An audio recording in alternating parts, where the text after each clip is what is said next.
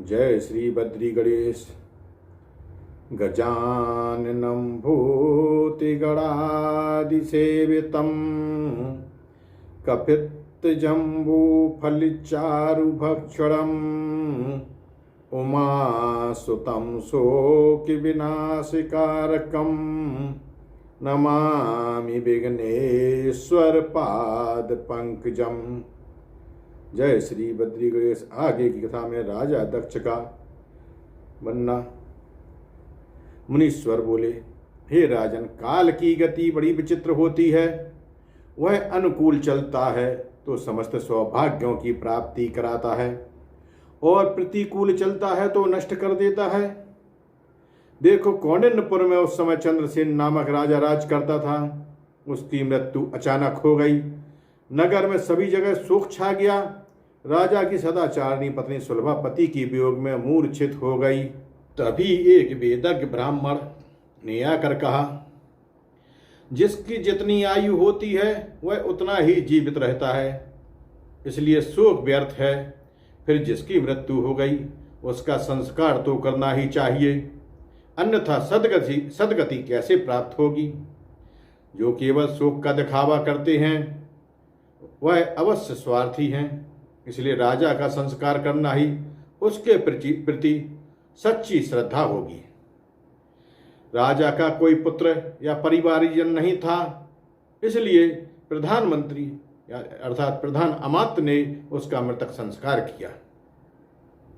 और फिर सब अमात्य बैठकर विचार करने लगे कि किसे राजा बनाया जाए। तभी महर्षि मुद्गल वहां आ गए और सभी मंत्रियों के पूछने पर महर्षि ने कहा, हाथी अपनी सूंड से जिसके गले में माला पहना दे उसी को राजा बनाना चाहिए। इसके लिए आप लोग एक उत्सव का आयोजन करें और उसके द्वारा राजा का चयन कर लें। महर्षि की आज्ञा अनुसार शुभ दिन देखकर उत्सव का आयोजन किया गया, जिसमें सैकड़ों व्यक्ति उपस्थित हुए। दक्ष भी उनमें दर्शक के रूप में उपस्थित हुआ। रानी ने पुष्कर नामक गजेंद्र की सूंड में एक रत्नमाला डाल दी और प्रार्थना की, हे गजराज, इस माला को किसी ऐसे योग्य व्यक्ति के गले में डाल दो जो धर्म पूर्वक राज्य शासन चला सके। हाथी उस जनसमूह के मध्य इधर उधर सूंड हिलाता हुआ धीरे धीरे चल पड़ा। कभी कभी रुककर वह किसी विशेष व्यक्ति को सूंघने लगता था तो वह व्यक्ति समझता कि यह मेरे ही गले में माला डालेगा।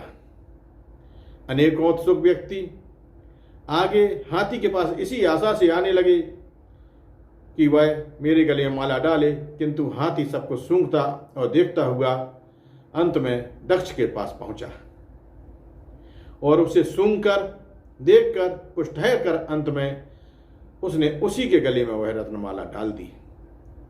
दक्ष राजा हो गया। हाथी ने उसे अपनी सूंड से उठाकर अपने ऊपर बैठा लिया। सभी जगह प्रसन्नता छा गई और जयकार होने लगी। दक्ष हाथी पर चढ़कर ही राजभवन में लाया गया।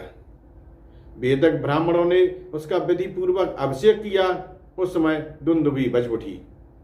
राजा दक्ष पर पुष्पों की वर्षा होने लगी। राजा ने सभी को यथापद विभिन्न उपहार दिए एवं ब्राह्मणों को गौ आदि के दान दिए।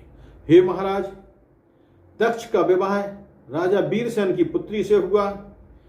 फिर उसके बृहद्भानु नामक एक पुत्र हुआ, जिसने सुखपूर्वक उस राज्य को भोगा।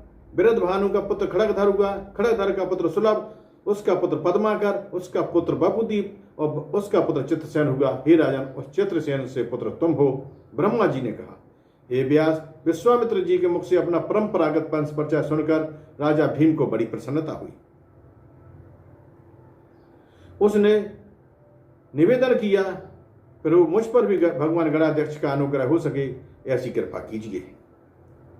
उसकी प्रार्थना सुनकर विश्वामित्र ने कहा, हे राजन, तुम राजा दक्ष द्वारा निर्माण कराए गए गणेश मंदिर में रहकर गणाध्यक्ष का अनुष्ठान करो तो तुम्हारे सभी अभिष्ट पूर्ण हो जाएंगे।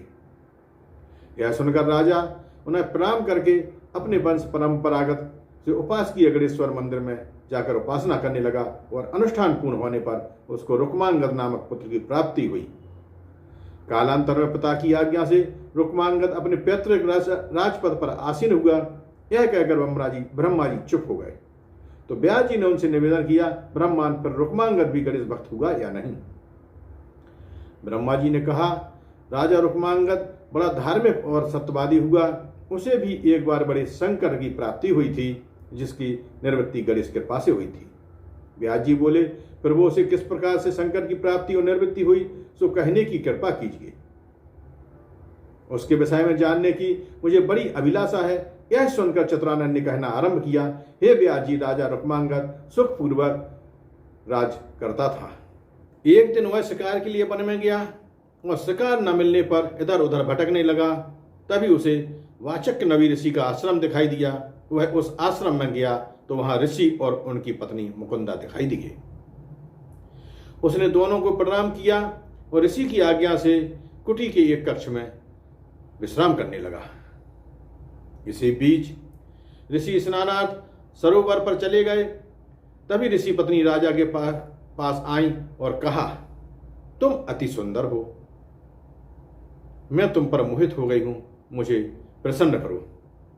राजा बोला, आप पूज्य महर्षि की पत्नी हैं और मेरे लिए माता के समान हैं, अतः मैं ऐसा दुष्कर्म नहीं कर सकता। यह सुनकर मुकुंदा ने उसे श्राप दे दिया, तूने मेरा तिरस्कार किया है, इसलिए कोढ़ी हो जाएगा। राजा उसी समय कोढ़ी हो गया।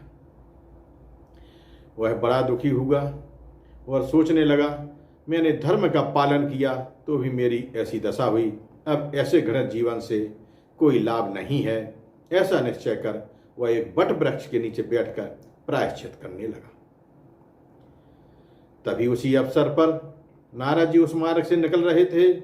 उन्होंने राजा को प्रायश्चित करते हुए देखा तो उसका कारण पूछ बैठे।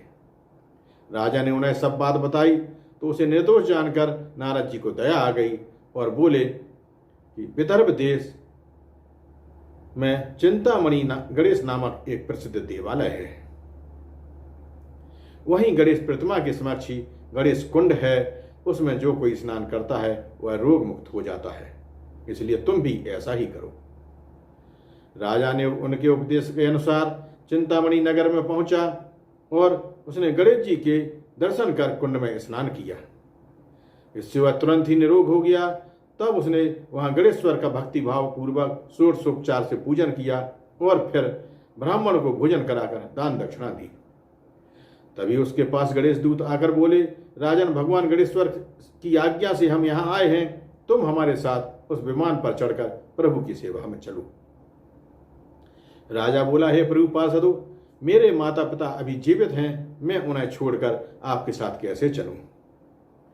तो दूत बोले, तुम पुनः इस कुंड में स्नान और गणपति का पूजन कर उसका पुण्य अपने माता पिता के अर्पण करो तो उन्हें भी अपने साथ ले जा सकते हो। राजा ने दूतों के कहे अनुसार ही पुनः स्नान पूजन आदि किया और अपने माता पिता को साथ लेकर गणपति धाम को चला गया। जय श्री बद्री गणेश।